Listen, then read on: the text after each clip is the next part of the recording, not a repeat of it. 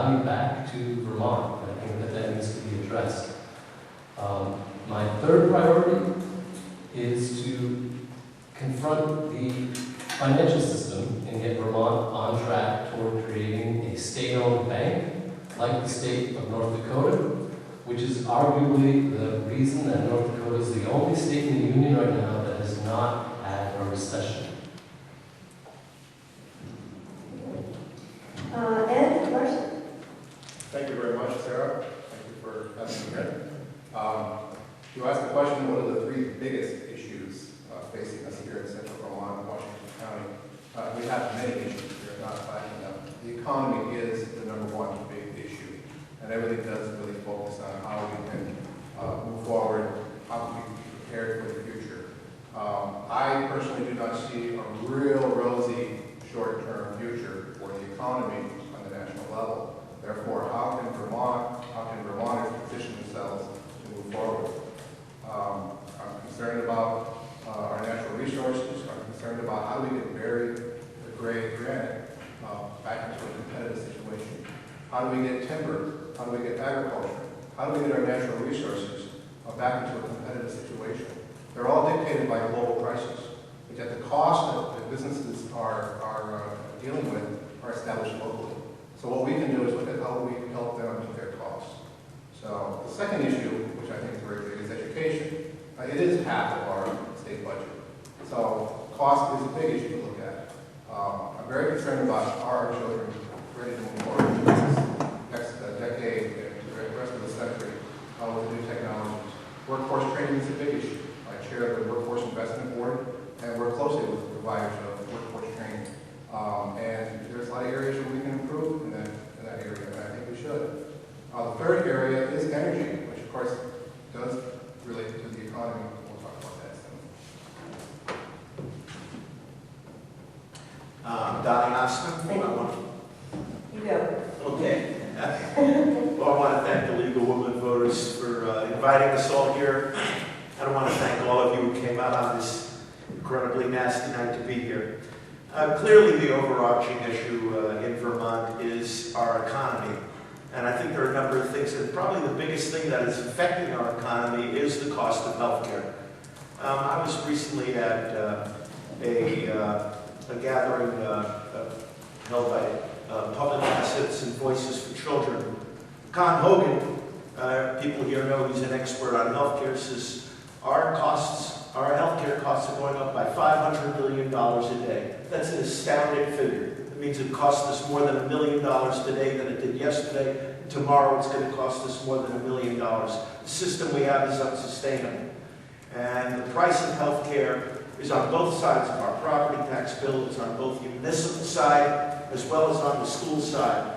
And if we can rein in our health care costs, that's going to do a lot. I'm running out of time. I want to do everything I can to support our economy, particularly our local agricultural economy. Very excited about things that are happening, such as organic farming being the largest sector of our growing agriculture. Vermont is now producing some of the finest cheeses in the world. The seal of quality of Vermont is known world over. We need to do more to push that and to make sure people know Vermont is a great place to live and do business. And education is very important to me, and I got a lot to say, but I'm out of time. We'll get back to that for sure. Okay. Okay. Bill Doyle. Well, thank the League for conducting this forum tonight and bringing further community access for televising the program. I think I'll start off with self-reliance as a state. I think as a state we have to be more creative. We have to have more community-led efforts. Maybe the best example would be the Wheels for Warmth that was started by Senator Scott. $100,000 was raised and $100,000 was given to low-income people for health, for heating. I think we've got to learn to manufacture again ourselves. We have to learn to consume the food that we eat ourselves. We only consume 3% of the food we produce. Developing food also creates jobs. Energy, of course, California has 22% that produces its own alternate forms of energy, the wood, the biomass, the wind, the solar, natural gas. And the alternate forms of energy jobs. And finally, I'd say the jobs themselves, jobs start with high school and college, training internships. I noticed the President Day talked about millions of dollars go to the community colleges. But think about SK Electronics in Barry, 300 jobs there. The jobs were created by highways and bridges. And the revenue increases that accrue as a result of these jobs. So I'm optimistic about the future, and we're beginning to turn the corner on the economy. Thanks. Thank you. Thank you for those thoughtful answers. We're going to turn to education for our second question. We've heard a lot of discussion about Vermont's education costs.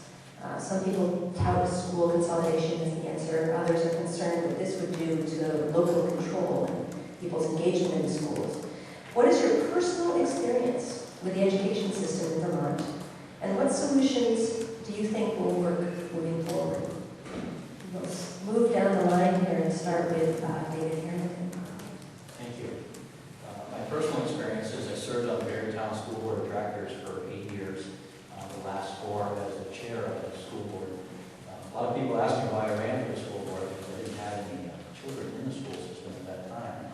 And I think it's all about community and giving back, but it's also about learning. And I've learned quite a great deal about the education system here in Vermont. And I think one of the things that, one of the solutions that I think is going to be very important is we need to be looking at statewide teacher contracts, and we need to be looking at statewide health care for teachers. We have some 6,000 state employees that enjoy a health care plan that is much less costly than that of the health care plan enjoyed by teachers in all of the school districts across the state. And I think that's part of the problem, is that we have so many different school districts, and there's no centralized administration of that plan. And so each school district negotiates their own health care benefit package. Some people pay 20% of their premium, others pay maybe 12 or 15. So there's no equity there.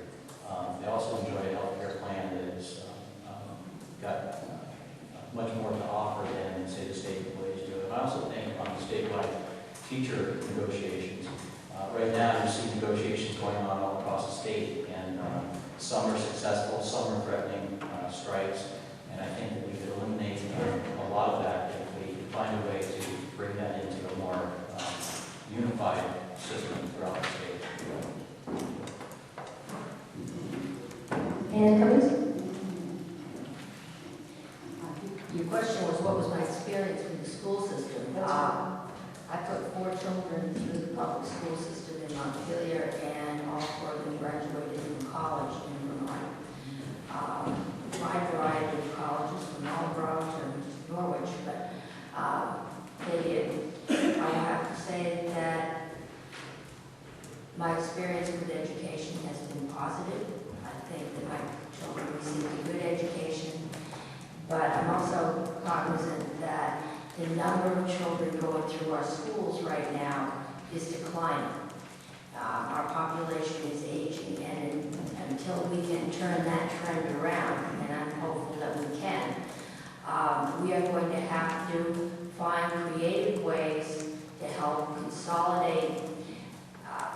And I'm not sure, I don't know the exact form of consolidating. I think we can do a lot more, but we've been trying to do it from the top down in dictating. This administration has tried to make healthcare, education so expensive that it'll force the people that vote at the local level to vote down budgets.